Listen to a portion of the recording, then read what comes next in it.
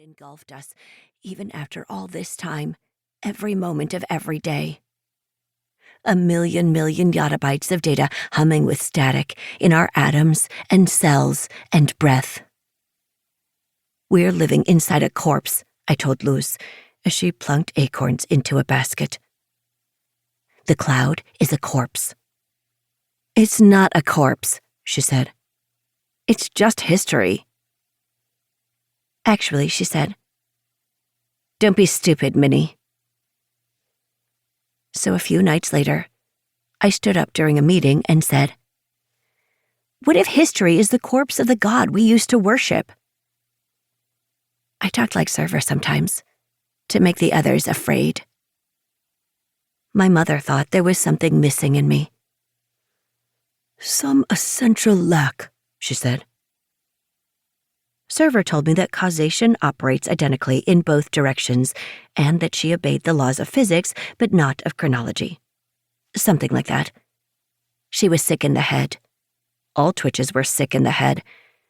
The second skins that had kept them alive through the end of the world for 100 years or whatever, the technology that preserved their bodies also poisoned their minds. Server had served, the community for a long time. She'd built this town over generations, but now she was missing something essential. She always treated me gently, though, like a kindred spirit. Or a co-conspirator. The Twitches were finally dying after a long decay. Like a lingering illness, my father told me, that had lasted his entire lifetime. Server isn't dying, I said. Not yet, he said. But she's slowing down. He lowered his voice and said, losing her grip. As the Twitches dwindled, travel between settlements increased. We started seeing 1 or 2 people every few years, 1 or 2 groups. They usually shied away from our town, though they always left offerings behind. To help us build the lamp stack, Dimitri said. To appease Server, I said. Early that spring, a wagon stopped a day's journey away and waited for us to make contact. When we did, they shared food and gifts. They called themselves pioneers in a slowly syrupy accent that took everyone else a few days to understand. Not me. Accents were just another kind of pattern. The pioneers were 3 mothers, 2 fathers, a handful of grandparents, a mess of kids, and a baby named VK.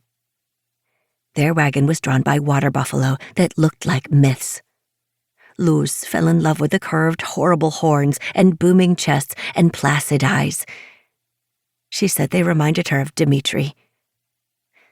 We invited them into our tents, and they told us about a town called Isabella, where 1,000 librarians recreated the encyclopedia pages that flickered onto a screen scavenged from a smart fridge, which technicians powered with generators remagnetized or respooled from alternators.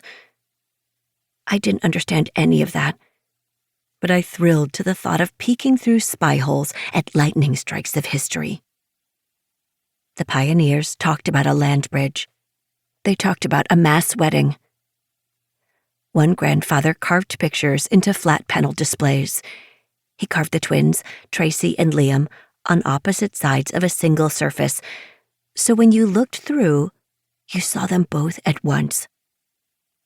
Except it wasn't Tracy and Liam.